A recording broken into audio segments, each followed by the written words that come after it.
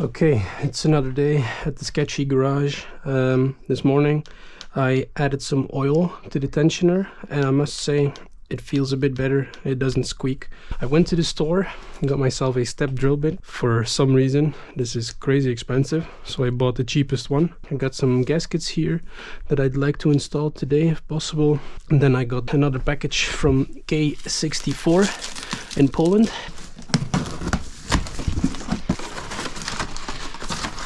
So, a couple of new couplers. Then I suppose that this is the heat trap, probably. And this is going to be the new intercooler. I'll keep it in the box for now, but I'll check if it's fairly the same as the other one in dimensions. Yeah, I think it's exactly the same.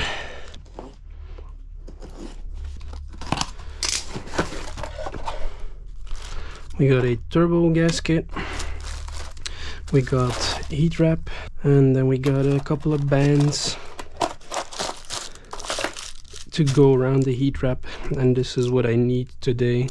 So shout out Camille at K64, he's super busy, but still, like, if you have a question he answers like via WhatsApp. It's just publicly available on his site, which is easy of course if you have any doubts. Yeah, so shout out to him. I'll probably order a clutch still off of him as well. Now I'm going to clean this front cover, take out the front seal, and then see if my step bit has the right thickness for this. This is going to be a 22, and I do think 22, yeah, it has 22.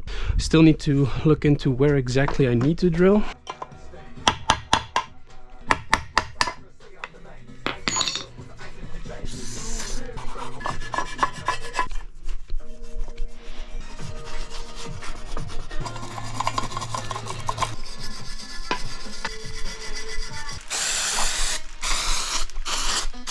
Now, next up, if the oil drain will sit in this spot right here. There's like not that much place where it could go. I suppose it shouldn't be super close to this because otherwise the nut won't spin. Same thing goes for here. So left to right I'm limited, and I think it'll have to be something like this. Now there's also up and down, but then the same thing applies. Won't be able to really spin, especially like here on the upper part, and then the same goes for the lower part because there's a fin here. This is the inside line, and it is like right about there, I guess. So you can see that it doesn't really matter where exactly I drill it. It's never going to be that high and it's never going to be this low, but it won't really interfere with this. The only thing that I'll need to do is going to have a copper spacer, so it's going to be spaced out a little more, and then I'll have to cut everything off the excess because now it'll be super tall. I'm only going to need like probably half of this, and then I just need to make sure that whenever it is on there that it is cut off nicely so it doesn't interfere with this. I took every single lip or like radius into consideration. This radius right here, we're off of that, and then that radius right there, so we can still spin it in this square. And then same goes for the inside, like I marked this, so we need to stay inside of that, and then we cannot go too much up because it won't spin either. It needs to sit completely flat. It's a tight fit, but I think this is the only option.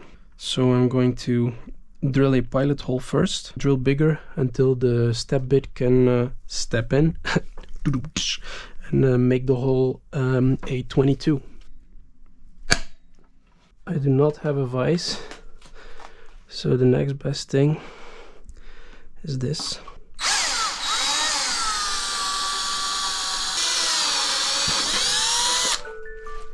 And I gotta go. So we have a little change of setting because my friend has a vise, and since my little oopsie with the block, I just wanted this to come out perfect, so I'm gonna try this in a vise. and see how it comes out.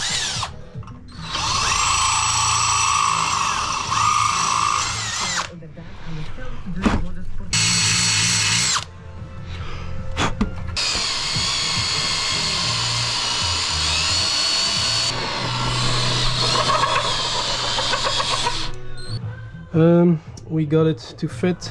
It's 22 millimeters. Now we're going to put a line on this and then cut it off. I would have been at home like this on the ground, or with my hand. We are back at our own headquarters. Let's inspect if it touches the chain guard or the chain tensioner, because I've seen people online like Pazzi. Pazzi has a lot of good videos on turboing these. His touched still after this solution. He had to take more material off. So we are completely off. I know. Yeah, we are completely off and we're not touching whatsoever. You can see that I have a cardboard right there, piece of cardboard in between the oil drain and the guard still moves freely, and I can move this freely. So we have at least the thickness of the cardboard in between hitting the guard and the oil drain. Okay, I guess that's a good thing. Now I need to tighten it with red Loctite, and then we can use the gaskets to put it back together.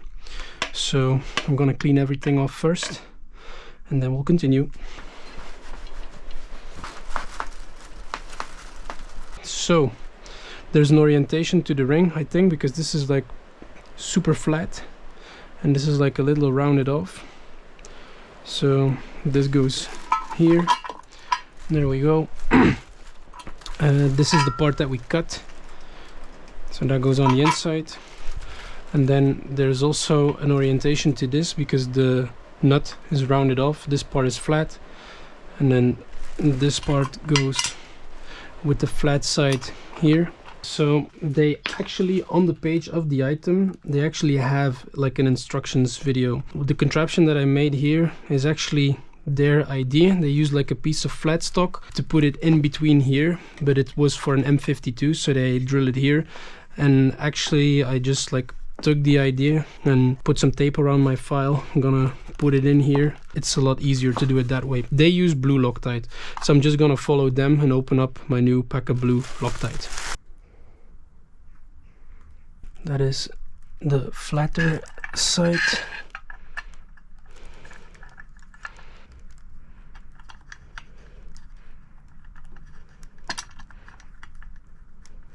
Now we need the flat part. This is the flat part. And by hand first. And now let me put on my glove before I cut myself.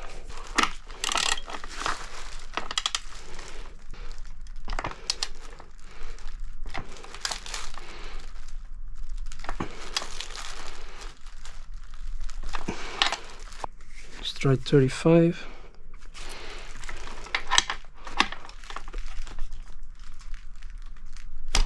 No. I think we're good. Now we need to get the file back out. We had another classic GoPro situation where the battery was completely dead, so it's currently curing. And yeah, I hope that it stays together. It should, I think. You can always overdo it. This is just aluminum. I don't want to crack anything, so this was 35 Newton meters. There's no official measurement for this. I see people just doing it by hand and like giving it a good squeeze. So yeah, I'm going to clean up this once more and then clean up that once more, and then I do have new gaskets and I also have a new front main seal. I don't know why exactly this is this damaged, but I'm going to try and deburr this like just a little. These go in dry, and there's special tools for these, but I think I'm just gonna use some wood and gently tap it in, and then we can reinstall the front timing cover, and then I guess next time I work on the engine we can put the head on. So yeah, it's going good. Let's continue.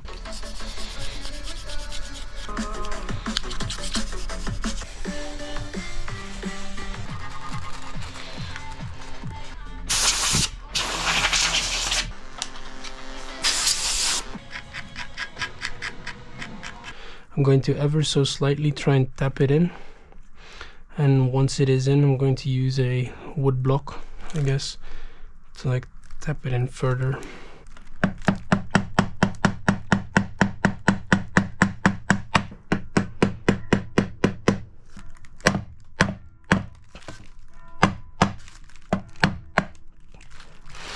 Well, it's not going in easily, is it? I think I got it to go in almost evenly. This side is a bit up, so I'm gonna continue in a circle.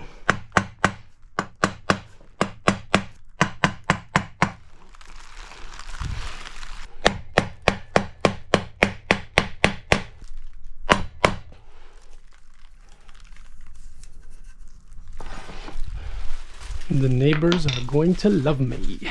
The front main is in. I just visually checked it and used this flat part on the outer pieces to punch it in a little more. Now all I can hear is metal, so it is flush. Now I'm going to clean the chain. I'm doing this because when trying to remove the bolt, the crankshaft bolt, I know that I've used like a lot of force and like a lot of tools, like wooden blocks and stuff, so I just want to make sure that this is all clean before continuing.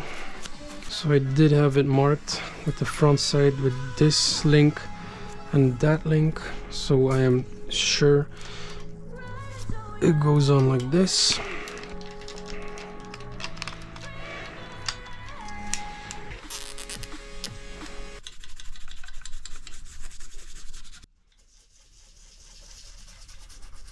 And now it's time to put on the new gaskets.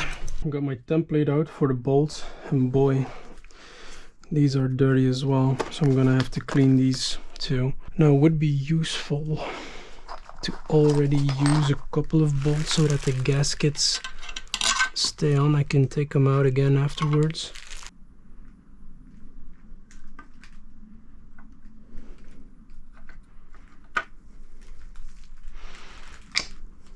Okay, let's thread one in by hand.